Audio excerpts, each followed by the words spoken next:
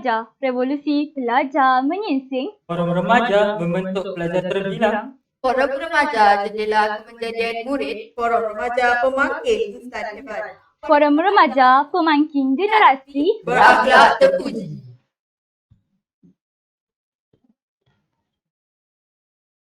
Bismillahirrahmanirrahim. Assalamualaikum warahmatullahi wabarakatuh dan salam sejahtera. Alhamdulillah, bersyukur kita kehadrat ilahi kerana dengan limpah izin dan kurnianya dapat kita bersama-sama bersua dalam pertandingan forum matrikulasi peringkat kebangsaan bagi tahun 2021 bersama saya Nur Fazila Syahiza, moderator forum anda. Sebelum saya memperkenalkan ketiga-tiga ahli panel kita yang cantik serta segak bergaya, izinkan saya terlebih dahulu untuk mengupas tajuk forum kita. Tajuk forum kita berkisarkan tema sosial iaitu polemik krisis umat Islam di akhir zaman dan persediaan-persediaan untuk menghadapinya. Polemik menurut Kamus Bahasa Dewan dan Pustaka bermaksud akan perdebatan atau perbahasan tentang sesuatu bidang ilmu dan isu semasa. Hal ini bertepatan dengan topik-topik yang akan dibincangkan sebentar tadi mengenai isu-isu semasa yang sedang melanda dalam dunia Islam pada hari ini. Sebelum saya menelusuri lebih mendalam, molek kiranya jika kita berkenalan dengan ketiga-tiga ahli panel kita pada hari ini. Berada di sebelah kanan saya, saudara ahli panel pertama, saudara Muhammad Firdaus bin Muhammad Fauzi, pelajar dari Kolej Matrikulasi Perak. Selamat datang saudara, apa khabar? Terima kasih. Baik. Berada di sebelah saudari ahli panel pertama, saudari ahli panel kedua, saudari Fatina Uthmah binti Muhammad Fazli, juga merupakan pelajar dari Kolej Matrikulasi Perak. Selamat datang saudari, apa khabar? Berada di sebelah ahli panel kedua, saudari ahli panel ketiga kita, saudari Nurin Jazlina binti Rodi, juga merupakan pelajar dari Kolej Matrikulasi Perak. Selamat datang saudari, apa khabar? Usai salam perkenalan, kita kembali kepada topik perbincangan kita pada hari ini, iaitu polemik krisis umat Islam di akhir zaman dan persediaan-persediaan untuk menghadapinya. Oleh itu, tanpa melengahkan waktu lagi, saya akan mengajukan soalan pertama kepada saudari ahli panel pertama kita, saudara Muhammad Firdaus. Saudara Firdaus, dunia pada hari ini telah menyaksikan beberapa siri penindasan yang telah berlaku terhadap umat Islam di seluruh dunia pada hari ini. Antara contoh yang boleh diketengahkan adalah seperti isu kemanusiaan Palestin dan Syria dan pencerobohan tebing barat. Oleh itu, mohon saudara Muhammad Firdaus untuk berkongsikan pandangan dan penjelasan tentang isu penindasan umat Islam ini. Silakan saudara. Bismillahirrahmanirrahim. Rabbi syrah li sadri wa yassir li amri wahlul 'uqdatam min lisani yafqahu qawli. Terima kasih kepada saudari moderator di atas pertanyaan sebentar tadi.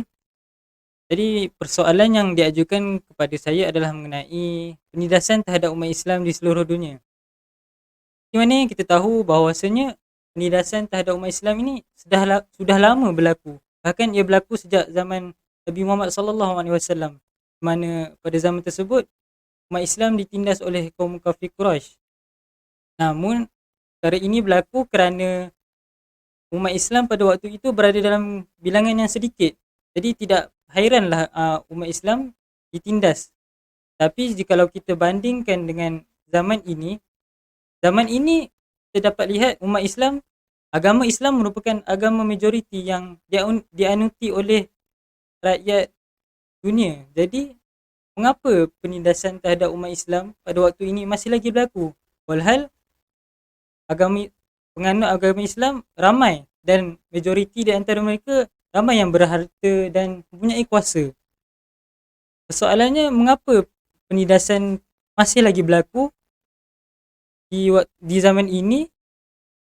Jadi sebelum saya menjawab persoalan itu, saya ingin memetik sebuah hadis yang bermaksud hampir tiba satu waktu di mana seluruh bangsa-bangsa dunia akan menguruni kamu seperti mana orang yang lapar menguruni makanan mereka. Maka sahabat pun bertanya kepada Rasulullah, adakah hal ini kerana waktu itu kami berada dalam bilangan yang sedikit? Nabi pun menjawab, kamu berada dalam bilangan yang sangat ramai, tapi Allah telah mencabut dari hati musuh-musuh Islam rasa gentar dan Allah akan mencampakkan ke dalam hati umat Islam ini penyakit wahan. Maka sahabat pun bertanya, apakah itu penyakit wahan? Nabi menjawab, penyakit wahan ini adalah penyakit di mana perasaan cinta akan dunia dan takut akan kematian. Jadi, bagi menjawab persoalan yang telah ditanya sebentar tadi, penindasan terhadap umat Islam masih lagi berlaku kerana umat Islam pada zaman ini terdapat dalam hati mereka ni penyakit wahan, iaitu cinta akan dunia. Seperti mana kita dapat lihat, ramai di antara umat Islam yang sibuk mengejar kebahagiaan dunia, keseronokan, harta yang kita tahu hanya bersifat sementara saja. Seperti mana yang Allah berfirman dalam Quran, yang bermaksud, ketahuilah bahawasanya kehidupan di dunia ini hanyalah permainan, benda yang lalai dan perhiasan. Jadi kita perlu jelas dan sedar bahawasanya kita berada di penghujung zaman. Kita perlu fokus kepada kebahagiaan di akhirat yang bersifat hakiki dan kekal. Contohnya dengan membantu mengatasi isu penindasan terhadap umat Islam. Mungkin itu adalah menjadi asbab kepada kita mendapat kebahagiaan di akhirat nanti. Jadi itu sahaja daripada saya. Saya serahkan kembali kepada saudari moderator. Sekian, terima kasih. Terima kasih diucapkan kepada saudara ahli panel pertama. Sidang hadirin sekalian, demikian tadi penjelasan dan perincian daripada saudara ahli panel pertama kita, saudara Muhammad Firdaus. Oleh itu, saya akan meneruskan sesi forum kita dengan mengajukan soalan kedua kepada saudari ahli panel kedua kita, saudari Fatina. Saudari Fatina, mohon saudari untuk berkongsikan tentang persoalan isu gejala sosial yang semakin berleluasa di akhir zaman ini. Mohon saudari untuk mengetengahkan beberapa contoh akan peristiwa isu gejala sosial ini supaya dapat dijadikan iktibar kepada semua. Silakan saudari. Assalamualaikum warahmatullahi wabarakatuh. Terima kasih saudari moderator kerana memberi peluang kepada saya untuk mengulas lebih lanjut tentang isu sosial yang makin meruncing pada akhir zaman ini. Di sini saya mahu menekankan isu sosial yang sangat serius di negara kita, iaitu isu LGBT. Mana golongan LGBT ini makin lantang menyuarakan hak mereka, sedangkan kita semua sudah maklum bahawa LGBT ini adalah bertentangan dengan fitrah manusia. LGBT membawa maksud lesbian, gay, bisexual dan transgender. Secara umumnya, golongan LGBT ini adalah golongan yang keliru dengan identiti mereka.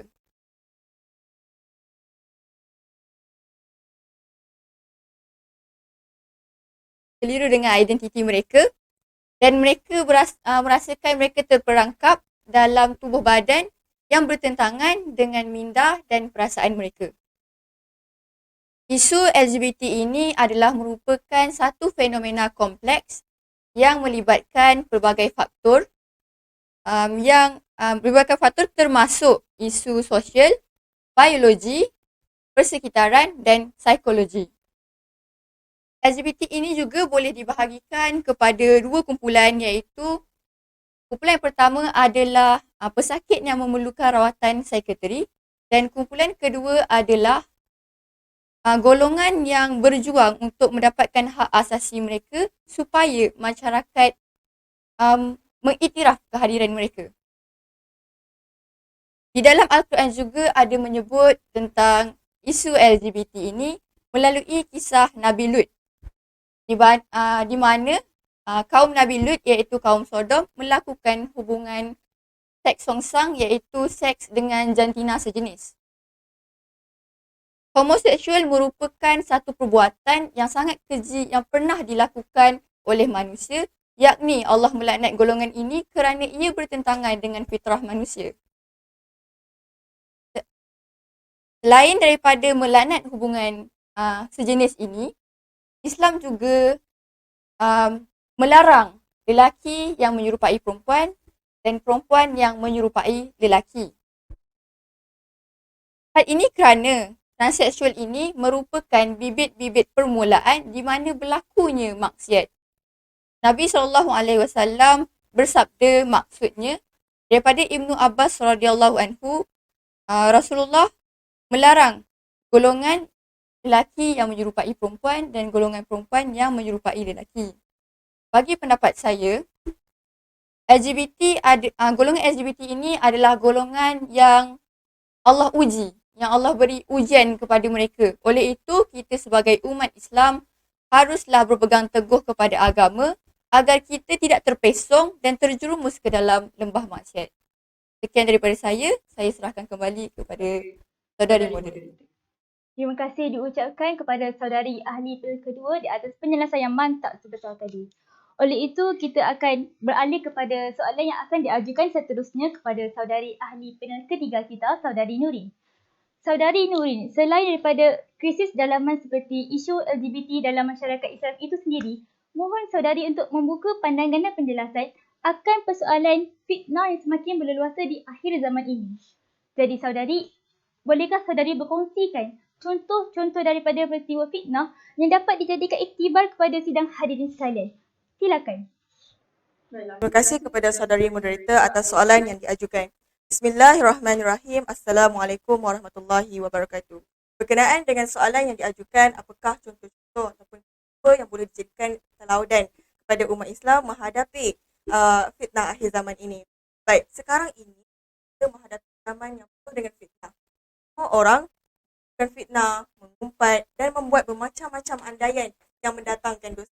Allah Subhanahu Wa Taala telah berfirman dalam surah Al-Hujurat ayat ke-12, wahai orang-orang yang beriman, jauhilah kebanyakan sangkaan supaya kamu tidak menyangka yang dilarang, kerana sangkaan bahagian daripada sangkaan itu adalah dosa. Sabda Rasulullah sallallahu alaihi wasallam, tidak akan berlakunya kiamat sehingga munculnya fitnah, ya saudari, pembohongan dan pasal saling berdekatan. Hadis riwayat. Saudari moderator, saya ingin mengupas tanda-tanda yang disebutkan dalam hadis baginda Rasulullah SAW, iaitu munculnya fitnah. Baik, apa ini fitnah? Fitnah ini adalah satu ujian, bencana ataupun yang membawa maksud kufur. Maka segala bentuk kecelaruan, penipuan, bencana yang kita hadapi sekarang ini, iaitu COVID-19, terzahir ataupun muncul menjelang tanda-tanda hari kiamat. Baik, hari ini melanda kehidupan kita dari segenap ruang dan penjuru. Maka fitnah ini datang tidak mengenal erti pembezaan antara jantina lelaki dan perempuan, tua ataupun muda, kaya ataupun miskin, malah kufur ataupun beriman. Maka dengan itu, fitnah ini datang hanya cuma untuk menyesatkan umat Islam, menggugat umat Islam terutamanya. Terdapat dalam kalangan ulama yang mentafsirkan bahawa hilangnya keberkatan masa kerana tidak diisi dengan perkara kebajikan dan amal soleh. Kerana mereka ini mengisi masa lapang mereka dengan menggunakan media sosial ataupun teknologi yang begitu canggih pada waktu kini. Dan saya juga ingin mengatakan bahawa daripada sinilah punca ataupun angkara media sosial inilah menyebabkan fitnah ataupun penyebaran keaiban individu tertentu tersebar, sama ada berita itu ataupun palsu ataupun benar dan sebagainya. Saudara moderator, seperti yang kita tahu sebagai umat Islam, berpuasa bukan sekadar menahan lapar dan dahaga. Malah kita juga turut berpuasa panca indera seperti mata, lidah dan sebagainya.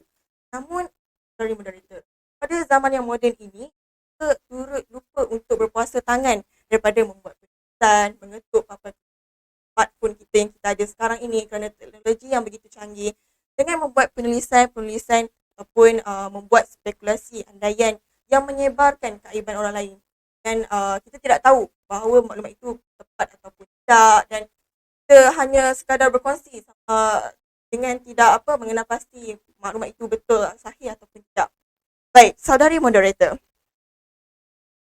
pada waktu sekarang ini, pada zaman fitnah ini, kita tidak perlu dua ataupun lebih untuk melakukan fitnah. Kerana pada zaman yang moden dengan teknologi sekarang, walaupun berseorangan, kita masih boleh membuat fitnah tersebut. Malah ramai yang berpusu-pusu ataupun bergairah untuk menjadi orang yang pertama dalam menyebarkan berita ataupun keaiban orang lain. Ini selaras dengan firman Allah Subhanahu Wa Taala dalam surah Al-Hujurat ayat ke-6. Wahai orang yang beriman, bila datang kepada kamu orang fasik yang membawa berita, maka siasatlah terlebih dahulu supaya kamu tidak mendatangkan kemudaratan orang lain atas kejahilan kamu dan kemudiannya kamu akan menyesal. Secara konklusinya, saudari moderator, marilah kita bersama-sama mengambil iktibar ataupun tekad dan azam untuk mengubah diri kita. Adakah kita telah bersedia menghadapi fitnah akhir zaman ini? Iaitu hendaklah kita mempersiapkan diri kita dengan amalan-amalan soleh dan kebajikan agar iman kita dapat ditingkatkan. Itu sahaja penjelasan daripada saya, maka saya serahkan kembali kepada saudari moderator. Terima kasih diucapkan kepada saudari ahli ketiga kita iaitu saudari Nuri di atas penjelasan yang mantap sebetul tadi. Sidang hadirin yang dirahmati, kita masih lagi berada dalam majlis pertandingan forum matrikulasi peringkat kebangsaan bagi tahun 2021. Pada ketika dan waktu ini, kita masih lagi mengupas topik forum kita iaitu polemik krisis umat Islam di akhir zaman dan persediaan untuk menghadapinya. Oleh itu, tanpa melengahkan waktu lagi, saya akan mengajukan soalan seterusnya kepada saudari ahli panel pertama kita, saudara Muhammad Firdaus. Saudara Firdaus, apakah langkah-langkah yang perlu dilakukan oleh seluruh umat Islam dalam menghadapi isu penindasan umat Islam ini? Silakan saudara. Terima kasih kepada saudari moderator.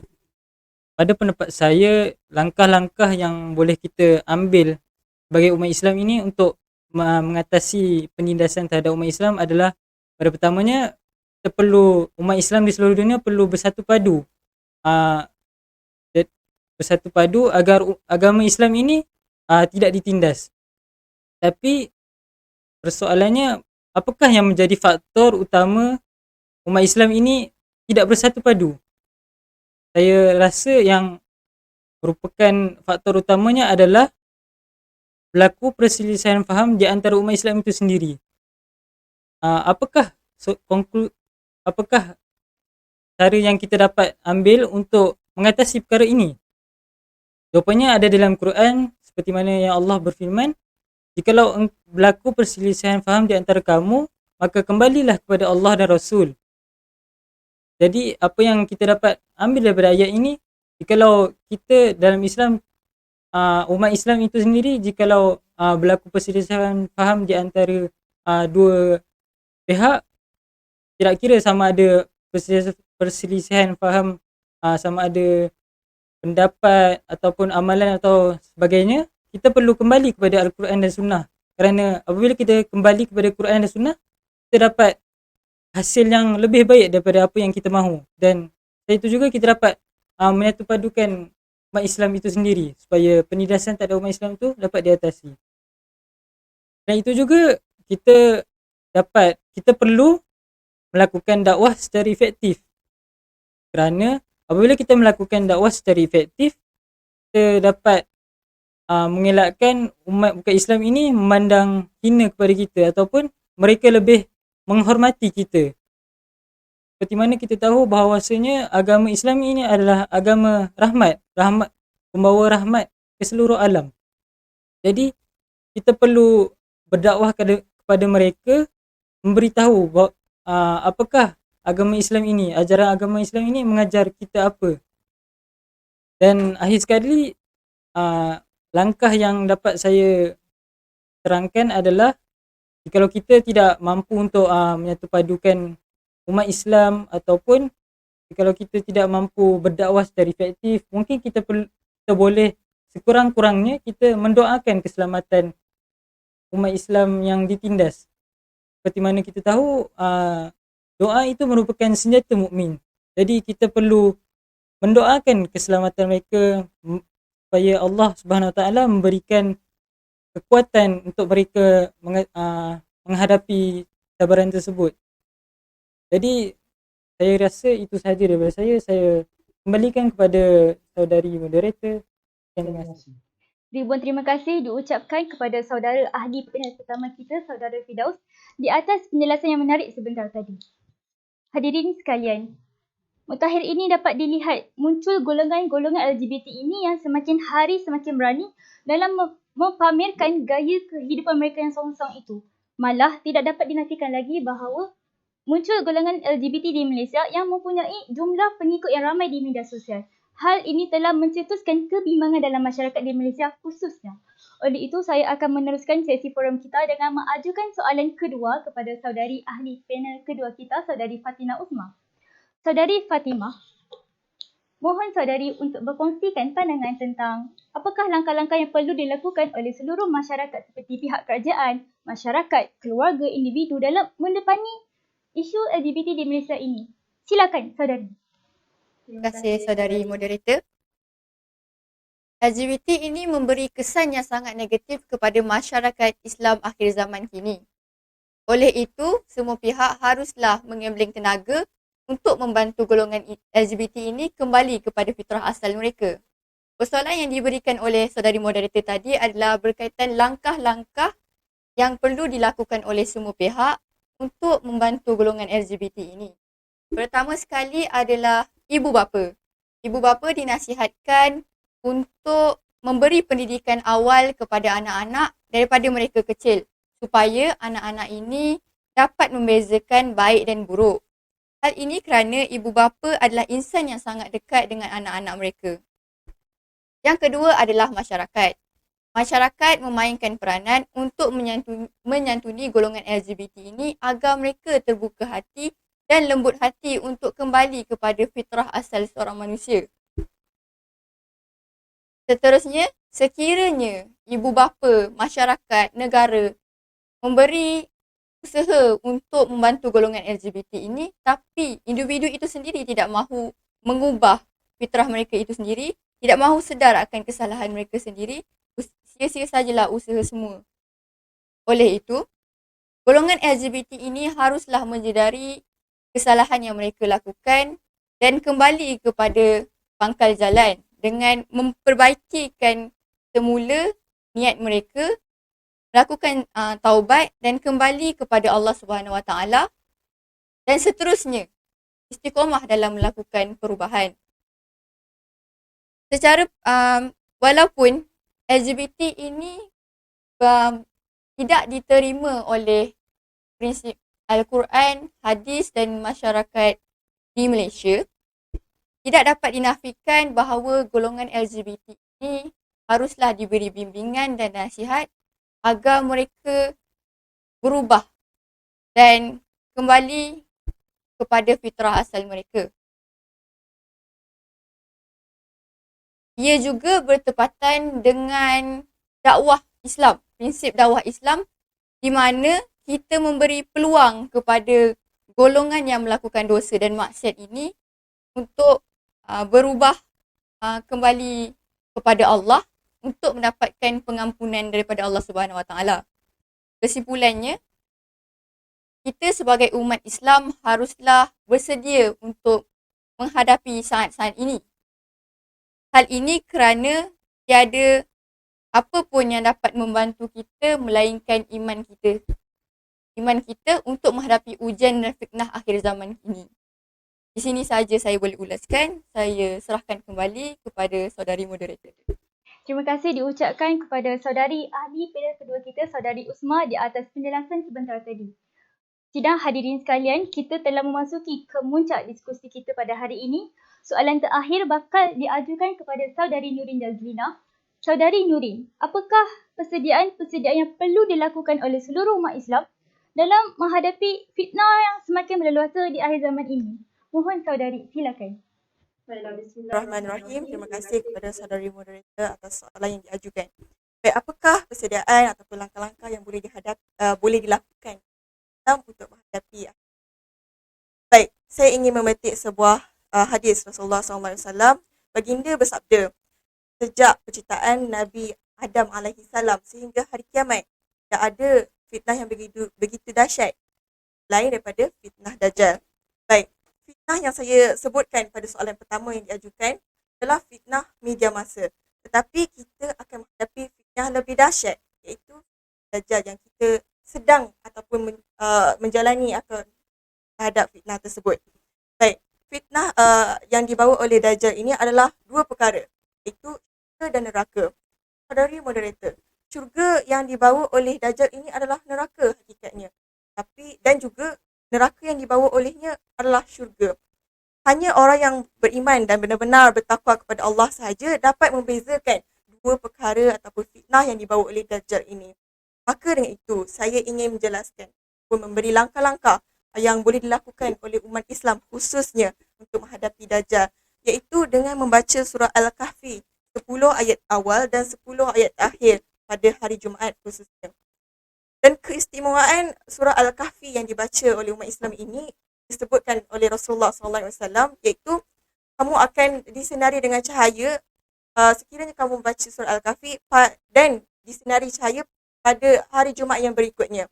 Maka dengan itu hendaklah kita mempersiapkan amal ibadat kita dan banyakkan berdoa agar iman kita terpelihara dan tidak tergolong dalam golongan orang yang kufur akan perintah Allah. Wallahu alam. Itu saja. Saya kembalikan kepada saudari moderator. Terima kasih diucapkan kepada saudari ahli panel ketiga kita akan penjelasan yang diberikan sebentar tadi. Seterusnya menutupi sesi forum kita pada hari ini. Sidang hadirin sekalian, dapatlah disimpulkan bahawa topik kita iaitu polemik krisis umat Islam di akhir zaman dan persediaan untuk menghadapinya memerlukan strategi yang mantap dan sokongan yang padu. Sesungguhnya Saidina Ali pernah berkata bahawa jika ingin melihat masa hadapan, lihatlah pemuda pada hari ini. Dan maka benarlah pepatah yang mengatakan bahawa pemuda harapan bangsa, pemudi tiang negara. Sekian, wabillahi taufiq wal hidayah. Assalamualaikum warahmatullahi wabarakatuh.